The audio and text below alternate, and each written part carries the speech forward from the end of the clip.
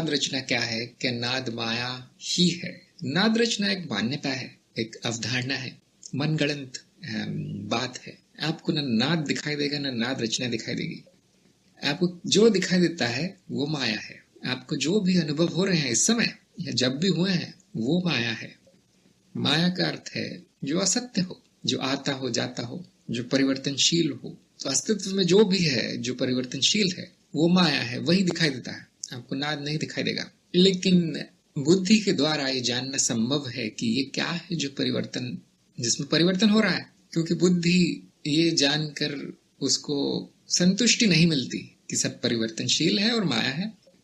यहाँ पर वो चुप नहीं बैठ जाती बुद्धि। कम से कम विज्ञानी की बुद्धि जो है उसको और जानना रहता है। तो हम माया के अंदर जाकर देखते हैं, माया का विभाजन करके देखते हैं। जैसे एक वैज्ञानिक सूक्ष्मदर्शी से देखता है कि है क्या इसके अंदर, इसको तोड़ के देखूं, इसको खोल के देखूं।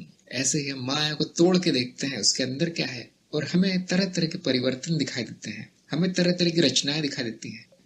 और हमें यह भी दिखाई देता है कि रचनाएं स्वयं संगठित है, तरह तरह की प्रक्रियाएं चल रही है इसमें। और वो प्रक्रियाएं भी नाद है, वो प्रक्रियाएं भी परिवर्तन है। और हम ढूंढते हैं फिर कि ये परिवर्तन हो किस में रहा है।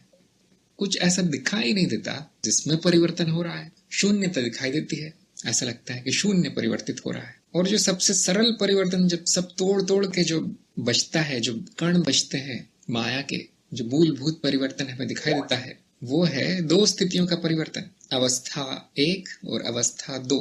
इससे सरल कोई परिवर्तन नहीं दिखाई देता।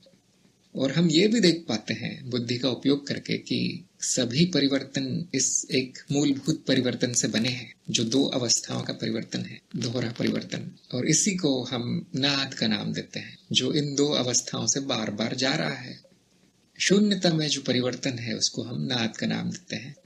हमें तो कभी दिखाई नहीं देगा क्योंकि ये मान्यता है और असत्य है। और इन परिवर्तनों से बनी हुई तरह तरह की रचना है, वो भी असत्य है। हमारा अनुभव क्या है? हमारा अनुभव माया का अनुभव है, वही दिखाई देगा। नाद उसी को समझ में आता है जिसको माया समझ में आ गई। यहाँ तो इतनी मान्यताएं हैं हमारे देश में, कुछ लोग ध्यान करने बैठ जाते हैं, उनके कान में जो आवाज आती है वो कहते हैं यही नाद है। ओम का उच्चारण करते हैं, वो कहते हैं यही नाद है। कि अब मेरे मन में शुरू हो गया ओम का उच्चारण, यही नाद है, इसी से सृष्टि बनी है। या कोई तांत्रिक प्रयोग करते हैं शिवलिंग पे, और जब सब कंपन वगैरह होने लगते हैं, कभी कभी वो शिवलिंग में कंपन होते हैं, कभी कभी सारा का सारा जो कमरा है भूकंप की तरह उसमें कंपन होते हैं, उसी को नाद मान लेते हैं। नाद पराभौतिक और परामानसिक है, उसका ज्ञान असंभव है। तो यदि आपकी समझ में आ गया है तो बहुत बड़ी बात है। कोई नहीं समझता है नाद क्या है, मान्यता है केवल। किसी ने नाद देखा नहीं, किसी ने उसे समझा नहीं। माया को कोई नहीं समझता। हमें लगता है हमें उसका ज्ञान हुआ है, लेकिन वो सतही ज्ञान ही संभव है। अब ऐसा क्यों है? ऐसा क्यों है कि समझ में नहीं आता है? ऐसा क्यों है कि उसका कोई अनुभव भी नहीं होता हमें नाद का? क्योंकि मिथ्या है, शून्यता है। शून्यता का कोई अनुभव संभव नहीं है। तो ये बड़ी आश्चर्य की बात है कि चित्त नाद रचनाएं है, नाद रचित है, और नाद चित्रचित है। ऐसा कैसे संभव है कि जिस प्रक्रिया से चित्त की रचना हुई है उस प्रक्रिया को चित्त ने ही निर्मित किया है? कैसे संभव है? इसलिए अद्वैत में आपने देखा होगा दो रास्तों से हम माया को समझने का प्रयत्न करते हैं। एक रास्ता है नाद, एक रास्ता है चित्त। मैं आपको ये बताना चाहता हूँ, इसको कोई नहीं समझता। यदि आपको ये भ्रम हो गया है कि मुझे समझ में आ गया है तो कहीं कुछ गड़बड़ है, सत्य से अभी तक आपका साक्षात्कार नहीं हुआ है। तो मान सकते हैं दो रास्ते हैं। मैंने रास्ता जो चुना है वो है नाद का। बहुत से ग्रंथ आपको मिलेंगे, शास्त्र मिलेंगे जिसमें चित्त का रास्ता चुना गया है, अर्थात माया को चित्त का प्रक्षेपण कहा गया है कि माया चित्त निर्मित है। चित्त पहले है, चित्त वृत्ति पहले है, बाद में माया आती है, चित्त द्वारा निर्मित है। और मैं अभी बहुत बार कहता हूँ ये, क्योंकि हम तो जहां जो काम कर जाती है मान्यता, उसका उपयोग कर लेते हैं। मैं भी बहुत बार कहता हूँ देखिए ये तो चित्त निर्मित है, ये कर्ता भाव है, चित्त निर्मित है। कर्ता भाव समझाते समय मैं ये नहीं कहता ये नाद है। बहुत बार आपको शास्त्रों में मिलेगा, जैसे रस्सी में सांप दिखाई देता है। अब ये सांप आया कहाँ से? चित्त निर्मित है। इसी तरह से इस अस्तित्व में माया दिखाई देती है, अनुभव दिखाई देता है, वो आए कहाँ से? चित्त निर्मित है। इसीलिए हम अस्तित्व का स्वभाव चित्त कहते हैं। चित्त के कोई कुछ और ही मतलब निकल जाता है, यहाँ पर मूलभूत हो जाता है चित्त यहाँ पर। और जो बहुत से दर्शन है वो ये भी कहेंगे चित्त मेरा स्वभाव है, अनुभव करता तो नहीं है लेकिन चित्त मेरा स्वभाव है।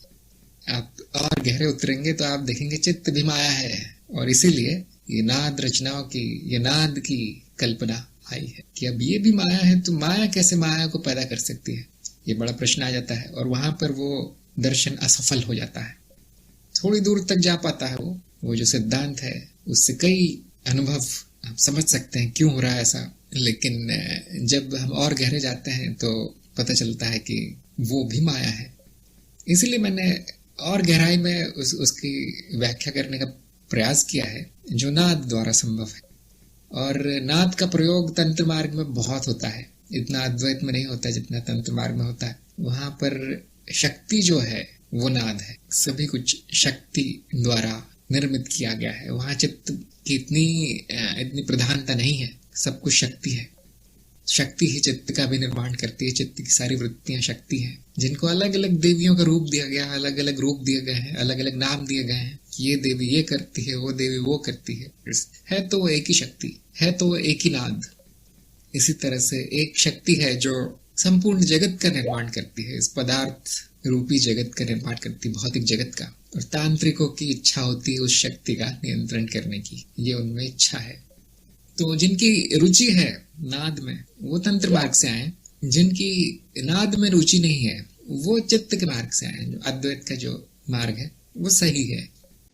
आप उसका किसी और भाषा में अनुवाद कर सकते हैं नाद का, और आपको जो मन में आए वो अनुवाद कर सकते हैं। जो वाइब्रेशन है वो पुराना शब्द है, और नया जो पाश्चात्य अध्यात्म है जो छोटा मोटा बचा खुचा वहां पर, उसमें उसको एनर्जी भी कहा जाता है। तो इस तरह के शब्द आपको बहुत मिलेंगे, energy transmission, energy body, kundalini energy, इस तरह के शब्द मिलेंगे। और एनर्जी का अर्थ होता है अंदरूनी इच्छा। अब आप देख सकते हैं तंत्र मार्ग से आया है, उस अंदरूनी इच्छा का नियंत्रण करना चाहता है वो तांत्रिक। हमने वो वहां से चुरा लिया है, वो अवधारणा हमने ले ली है। सांख्य में भी देखने को मिलता है, जिसकी रुचि हो सांख्य, क्योंकि वो द्वैत, जो भी द्वैत मार्ग है उनमें ये सब देखने को मिलेगा। अद्वैत में हम ध्यान ही नहीं देते इन बातों पर, माया कह के छोड़ देते हैं।